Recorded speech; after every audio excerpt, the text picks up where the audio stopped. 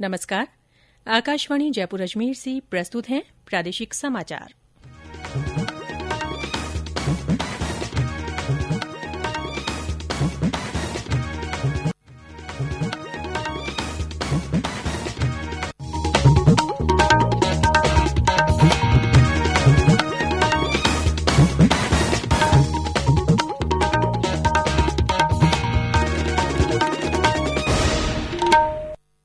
मुख्य समाचार। राज्य के 21 जिलों में आज पंचायत समिति और जिला परिषद सदस्यों के लिए दूसरे चरण का मतदान शांतिपूर्ण संपन्न। 58% से ज्यादा लोगों ने डाले वोट। लोकसभा अध्यक्ष ओम बिड़ला ने कहा, जनप्रतिनिधियों को जनता की समस्याओं और मुद्दों को सदन में रखना चाहिए। मुख्यमंत्री अशोक गहलोत ने जयपुर में देश की पहले अंगदाता स्मारक का किया उद्घाटन। कहा, अंगदान के प्रति जागरूकता लाने की जरूरत। राज्य में आज कोरोना संक्रमण के नए मामलों में कल के मुकाबले आई मामूली कमी। आज 3093 लोगों में हुई संक्रमण की पुष्टि। और प्रदेश के कई जिलों में बारिश के बाद सर्दी का असर बढ़ा। न्यूनतम तापमान में आई गिरावट।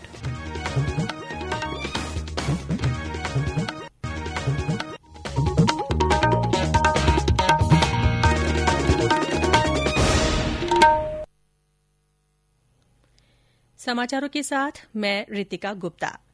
कोविड-19 महामारी के खिलाफ देश एकजुट होकर लड़ रहा है। आप भी हमारे साथ सुरक्षा और बचाव के 3 आसान एहतियाती उपायों का संकल्प लें। मास्क पहनें, 2 गज की दूरी है जरूरी, सुरक्षित दूरी बनाए रखें, हाथ और मुंह साफ रखें। और अब समाचार विस्तार से। राज्य के 21 जिलों में आज पंचायत समिति और जिला परिषद सदस्यों के लिए दूसरे चरण का मतदान शांतिपूर्ण संपन्न हुआ। खबर लिखे जाने तक 58% से ज्यादा मतदान होने के समाचार मिले हैं। आदिवासी जिले बांसवाड़ा और प्रतापगढ़ में अच्छा मतदान हुआ है। वहीं टोंक, सीकर, झुंझुनूं और जालौर सहित कुछ अन्य जिलों में मतदाताओं में अधिक उत्साह नजर नहीं आया। प्रतापगढ़ जिले की दलोट पंचायत समिति में सबसे ज्यादा 69% से ज्यादा मतदान हुआ है। ब्यौरा हमारे संवाददाता से। जिला परिषद एवं पंचायत समिति सदस्य के लिए द्वितीय चरण का मतदान जिले के अरनोद व दलोट पंचायत समिति क्षेत्र में सर्दी के सितम के बीच धीमा जरूर रहा, लेकिन दोपहर बाद मतदाता उत्साह के लिए अपने मत का प्रयोग करने पहुंचे। मतदान केंद्रों पर मतदाताओं की खासी कतार नजर आई। इस दौरान हैंड हाइजीन, थर्मल स्कैनिंग एवं सोशल डिस्टेंसिंग की पालना के साथ ही मास्क का उपयोग किया गया। निर्वाचन विभाग द्वारा जारी आंकड़ों के मुताबिक अरनोद पंचायत समिति में 72.22 व दलोट पंचायत समिति में 69.48% मतदान किया जा चुका है। मनीष जैन, आकाशवाणी समाचार, प्रतापगढ़। उधर पाली जिले की जैतारण पंचायत समिति में दोपहर 3 बजे तक करीब 34.19% वोट डाले गए। कोरोना को लेकर इस बार निर्वाचन विभाग ने विशेष सुरक्षा उपाय किए।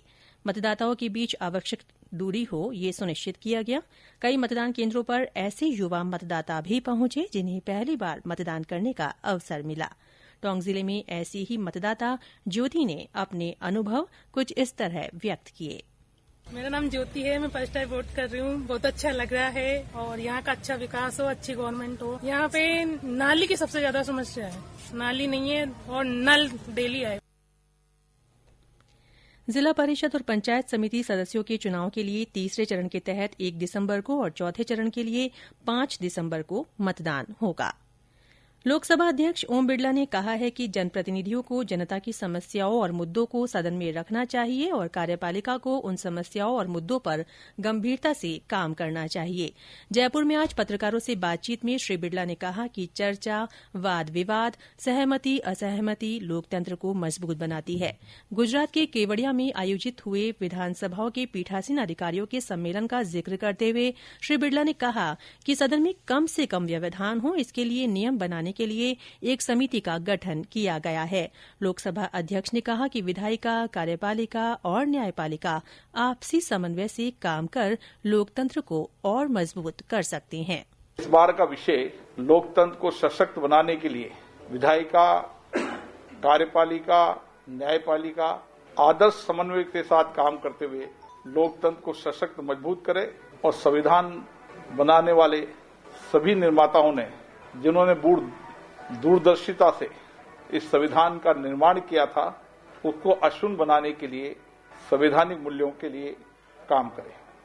मुझे आशा है कि आने वाले समय में हम सभी संस्थाओं को लोकतांत्रिक बनाएंगे, मजबूत बनाएंगे, पारदर्शिता बनाएंगे और जनता के प्रति जवाबदेही बनाएंगे, ये सभी पीठासीन अधिकारियों ने संकल्प लिया है।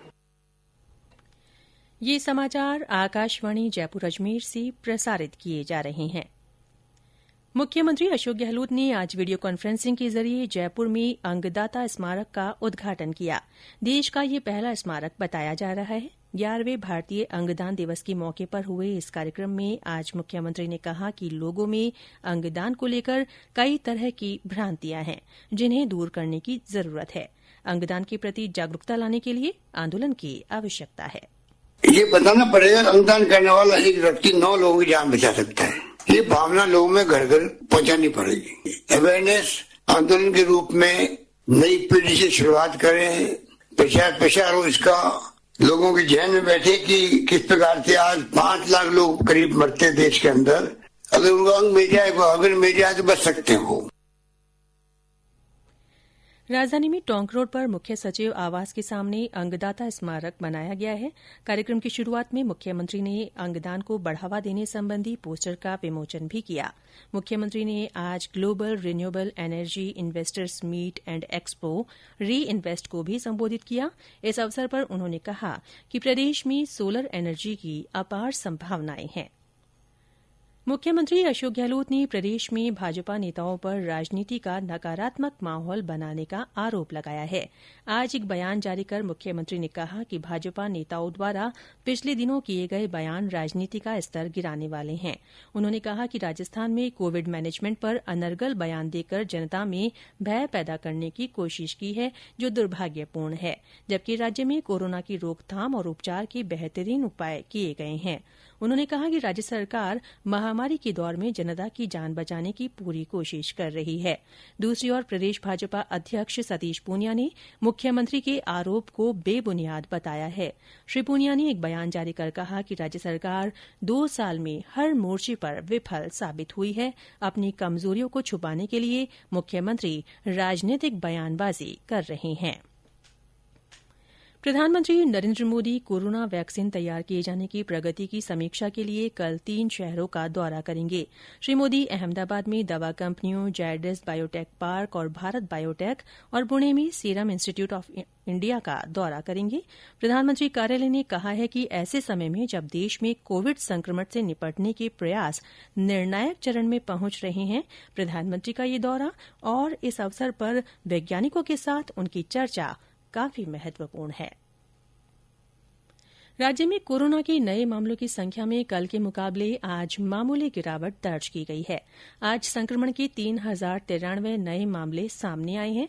सक्रिय मामलों की संख्या बढ़कर 28,183 हो गई है। आज जयपुर में 643 नए संक्रमितों का पता चला है। वहीं जोधपुर में 531 लोगों में संक्रमण की पुष्टि हुई है। कोटा में 241, अजमेर में 290, अलवर में 147 संक्रमण के मामले मिले हैं। बीते 24 घंटों में 18 लोगों की संक्रमण से मृत्यु हुई है। सबसे ज्यादा 4 लोगों की मृत्यु अजमेर में हुई है। जयपुर और जोधपुर में 2-2 लोगों की जान गई है। इधर देश में संक्रमित लोगों की संख्या 93,09,788 हो गई है। स्वास्थ्य मंत्रालय के अधिकारी ने बताया कि इस समय 4,55,555 रोगियों का उपचार चल रहा है। पिछले 24 घंटों के दौरान 39,379 लोग कोरोना से स्वस्थ हुए हैं। कोरोना के प्रति जागरूकता लाने के लिए केंद्र सरकार द्वारा चलाए जा रहे अभियान के तहत आकाशवाणी जयपुर के समाचार बुलेटिनों में विशेष श्रृंखला जनता का संदेश जनता के नाम चलाई जा रही है। इसी कड़ी में सुनिए हमारे एक और श्रोता का संदेश। नमस्कार, भंवराराम बाम्बू, कोटलिया मांजरा, नागौर, राजस्थान। कृपया घर पर रहें, सुरक्षित रहें, स्वस्थ रहें, मास्क लगाएं, व्यक्तिगत दूरी बनाए रखें, हाथ धोएं और धुलाएं, जागृत बनें और जन जागृति फैलाएं। दृष्टिबाधित नागरिकों की दिनचर्या स्पर्श पर आधारित है, अतः कर्तव्य निर्वहन में विशेष सावधानी बरतें। धन्यवाद। आकाशवाणी के अन्य श्रोता भी कोरोना जन जागरूकता आंदोलन से जुड़ सकते हैं। इसके लिए आपको अपना संदेश रिकॉर्ड कर या टाइप कर हमारे व्हाट्सएप नंबर 9414052368 पर भेजना है। चयनित संदेशों को आगामी बुलेटिनों में शामिल किया जाएगा। प्रादेशिक समाचार बुलेटिन आप हमारे ट्विटर हैंडल @AIRnews_जयपुर पर फॉलो कर सकते हैं। समाचारों का सिलसिला यूं ही जारी रहेगा, लेकिन उससे पहले ये संदेश।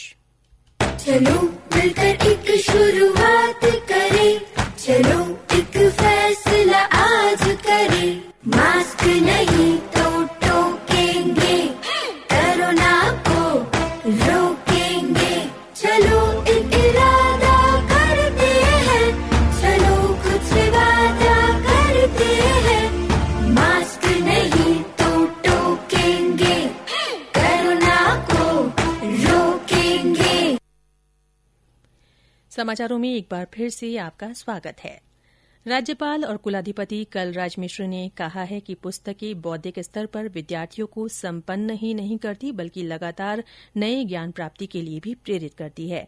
उन्होंने कहा कि पुस्तकीय अध्ययन से हमारी विचार प्रक्रिया को गति मिलती है।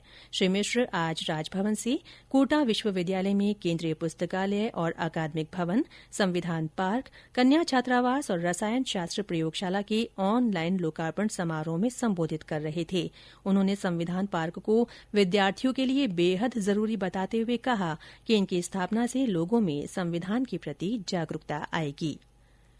जयपुर ग्रामीण के चंदवाजी थाना इलाके में आज जयपुर दिल्ली बाईपास रोड पर अचरोल के पास एक वोल्वो बस के हाईटेंशन लाइन से टकराने से 3 लोगों की जिंदा जलने से मृत्यु हो गई। हादसे में 12 से ज्यादा लोग घायल हो गए। घायलों को निजी अस्पताल में भर्ती कराया गया है। पुलिस ने बताया कि ये बस दिल्ली से जयपुर की ओर आ रही थी। राज्यपाल कलराज मिश्र और मुख्यमंत्री अशोक गहलोत ने हादसे के मृतकों के परिजनों के लिए संवेदना व्यक्त की है। केंद्र ने इस दावे को फर्जी करार दिया है कि सरकार ने नागरिकता संशोधन अधिनियम के नियमों को अधिसूचित कर दिया है। केंद्र ने कहा है कि सोशल और डिजिटल मीडिया पर यह दावा किया जा रहा है, जबकि ये फर्जी खबर है। केंद्र ने यह भी कहा है कि इस अधिनियम के तहत कोई नियम अभी तक अधिसूचित नहीं किए गए हैं। प्रधानमंत्री नरेंद्र मोदी आगामी रविवार को आकाशवाणी से मन की बात कार्यक्रम में अपने विचार साझा करेंगे।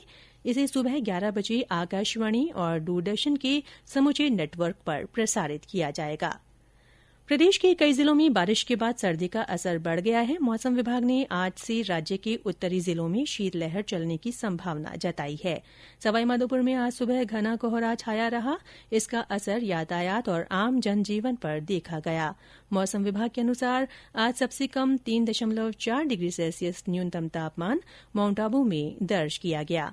राजधानी जयपुर में न्यूनतम तापमान 14 डिग्री सेल्सियस रिकॉर्ड किया गया।